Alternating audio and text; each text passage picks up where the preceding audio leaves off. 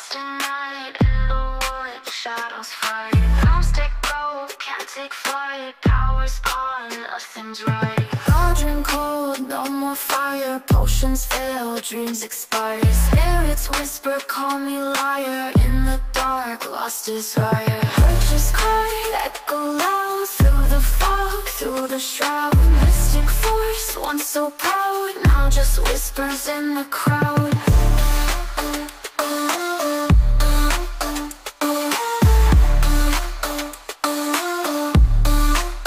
Babalan TV. Hi Earth Signs! Welcome po sa inyong reading. So this is for November the 8th to November the 14th reading. Ayan, pasensya na naman po. Late tayo. The last time, sinabi ko no nasa hospital yung isang family members natin.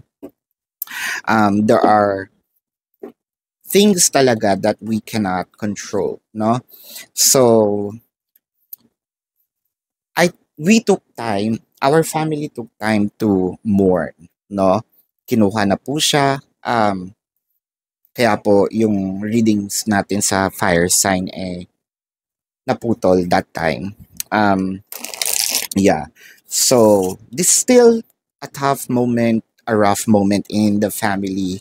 Pero, hindi naman tumitigil ang mundo, no?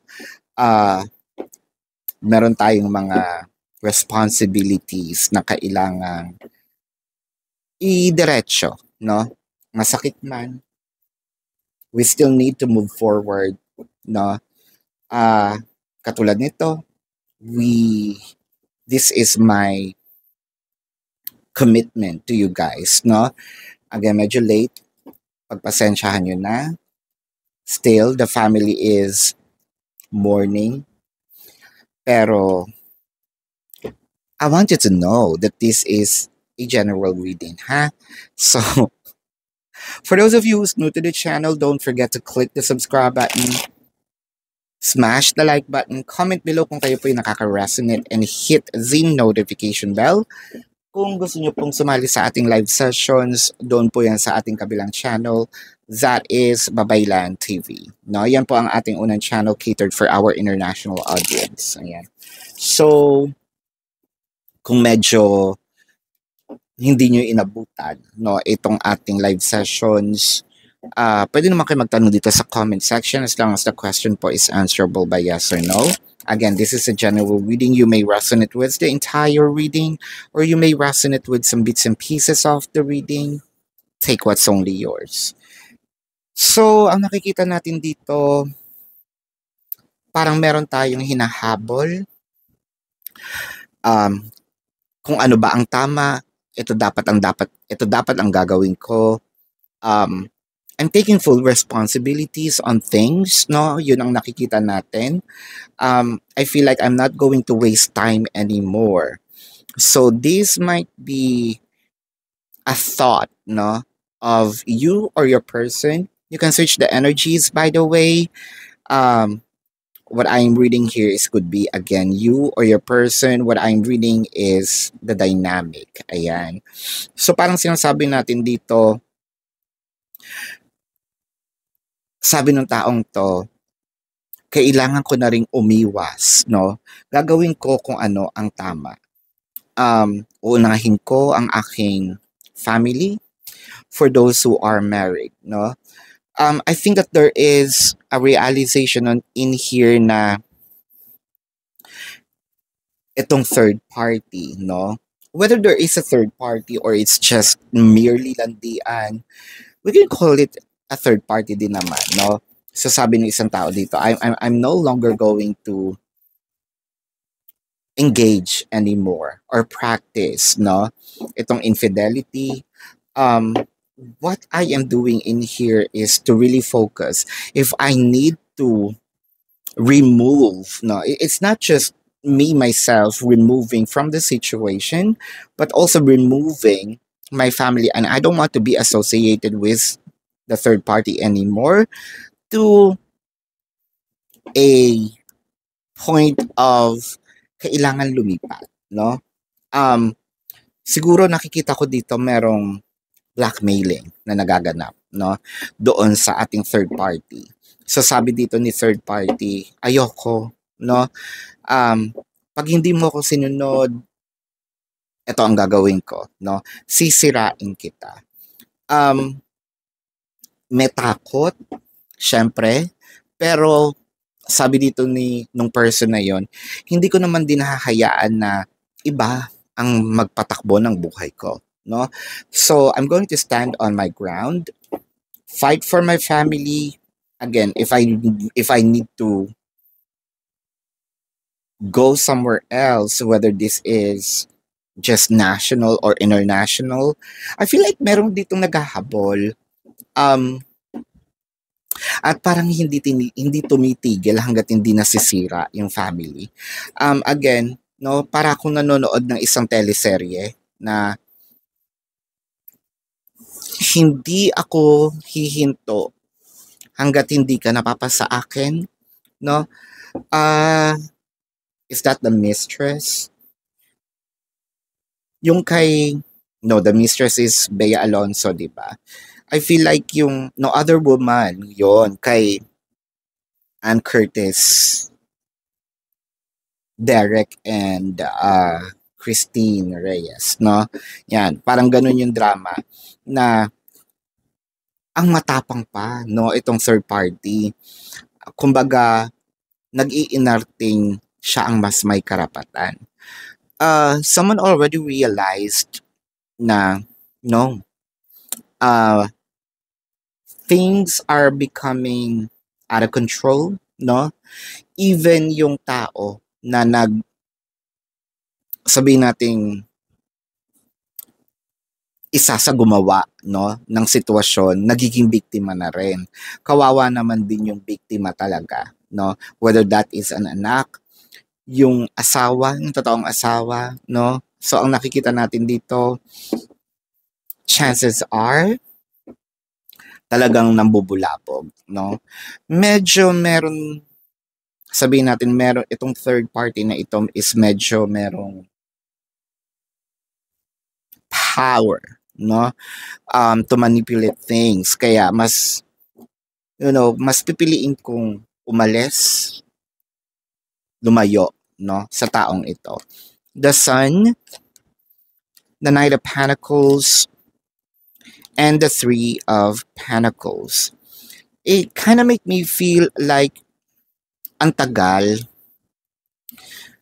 kong tiniis mapunta dito sa isang sitwasyon na ito. Kumbaga, tinikom ko yung bibig ko, hindi ako nagsalita, hindi ako lumaban. Back then, that was the right thing to do. Back then, that was the only options, no? But I think right now, things are getting out of hand. I truly need to get out of this stagnation, no? Kasi parang feeling ko, meron ditong isa na na-realize na if I am not going to take action now, no? Saan ako pupulutin, no? Kung hindi ngayon, kailan pa? The Queen of Wands and the Nine of Swords. So parang I feel like meron ditong nagtapat, no? Ipinagtapat na ito sa totoong asawa, kasi stressful na, hindi na makontrol ang sitwasyon, or sabihin na lang natin, it could also be because the Nine of Swords also indicates, no, sleepless nights. Baka naman ako konsensya na, no, na I need to tell this. I need, yun lang kasi ang masakit. Ginawa mo yan, hindi ako kasama. Kung ako yung asawa, ha, ginawa mo yan, hindi ako kasama. No? Kung sa totoosin nga, ako ang biktima. Pero pag kailangan ng gawa ng solusyon, ako na yung nasaktan, tutulungan pa kitang makaget out of that situation. No? But I think it may sound unfair, and I feel right, like this is really unfair. Yung iba kasi, nangako ako, no, sa harap ng simbahan through thick or thin. You know, kailangan kong panindigan itong pangakong ito. Again, wala ako sa sitwasyon no, wala akong sa ganung sitwasyon for me to judge. And in fact, kung magkakaroon man,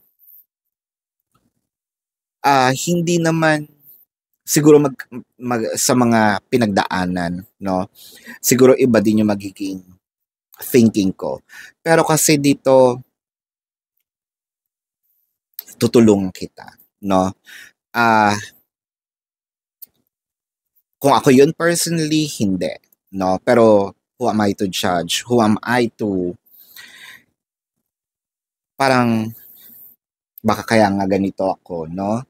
Bading, ayan, para kasi kung hindi ko mapufulfill itong pangakong ito, no? Hindi sa walang puso, but pairalin ko yung isip, no? But anyway, with the strength, hindi naman din pala. Sabihin natin, the strength card and the Four of Swords. Hindi ko ibibigay yung, sabihin natin, sagot na ura-urada. Oo, pagbibigyan kita. Pag-iisipan ko munang mabuti, hindi ko muna, kumbaga, bigyan mo ako ng right time. No? Bigyan mo ako ng oras para pag-isipang mabuti, pag-aralan ng sitwasyon. No? Wag mo akong i-pressure, kasi parang feeling ko dito may pinipressure na no? Nape-pressure ako, wag mo akong guluhin, no? Wag mong madaliin ang aking desisyon. With the Wheel of Fortune, the Five of Pentacles, and the Six of Cups. Ang masakit lang dito, meron pang gusot mo yan. Tutulungan na nga kita. Kailangan mo pa maglabas ng malaking pera, no? I feel like it's really unfair. Again, if I will be placed in that situation, pero kasi ang nakikita ko dito, syempre pamilya to, ipaglalaban ng pamilya, ipaglalaban ko, no? Itong sinumpaan. With the Empress and the Four of Cups. Is it? Siguro ang nakikita ko lang dito, ipaglalaban ko kung ano yung para sa akin. At meron din dito mga litanya na ipaglalaban ko kung ano yung karapatan ng anak ko or karapatan ko. Hindi ko to ipinaglalaban, it's just because of you per se, no? Kung wala lang tayong pinanghahawakan, kung walang ibang taong madadamay, hahayaan kita. Kung sa tutuusin, pwede naman akong humindi, no? Kung sa tutuusin, pwede naman akong hayaan ka sa sitwasyon mo, pero at the end of the day, no, tutulong pa rin ako. Selfless yung love. Saludo ko kasi hindi ko yun kayang gawin, no? Sabi mo na maldita ko, yun yung decision ko. Wag niyo, don't come for me on that. Sarili kong decision yun. Kasi at the end of the day, kung meron namang magsasuffer, no, sa mga consequence na yun, it's me because of that, of my decision. Pero kudos, no, napaka-selfless ng iyong pagmamahal dito sa taong to. And there's something that you're very strong that I cannot do. So kudos again to you. This is not about me. This is about you. Tingnan natin dito ang zodiac sign ng person mo. It could be their sun sign or a placement in their chart, no? I'm seeing Taurus, Virgo, Leo, Sagittarius, Pisces, Scorpio, Capricorn. Yeah, so yep, this is your reading. Again, Earth signs, para po sa mga bago, don't forget to click the subscribe button, smash the like button, comment below kung kayo po yung nakaka-resonate, and hit the notification bell. Kung gusto nyo po sumali sa ating live sessions, dun po yan sa ating kabilang channel, that is Babaylan TV.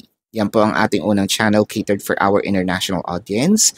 Kung gusto nyo po, no, Kung hindi nyo pala maabutan, pwede naman kayo magtanong dito sa comment section as long as the question is answerable by yes or no. Ayan. So, earth signs, kung hindi kayo papatulugin ng yes or no na sagot, pwede po kayo ditong dumiretso doon sa ating website. Sa video po ng reading na ito, there is a link. Click the link, you're gonna be routed to my website. Check the information, how much per question, the name, the number for your reference. Ayan. I also created a 4 questions plus 1. Take advantage of it. And if you want to book a private reading, nandun din po siya sa ating description box. Love and light to you. Namaste. See you po sa susunod na reading. Goodbye.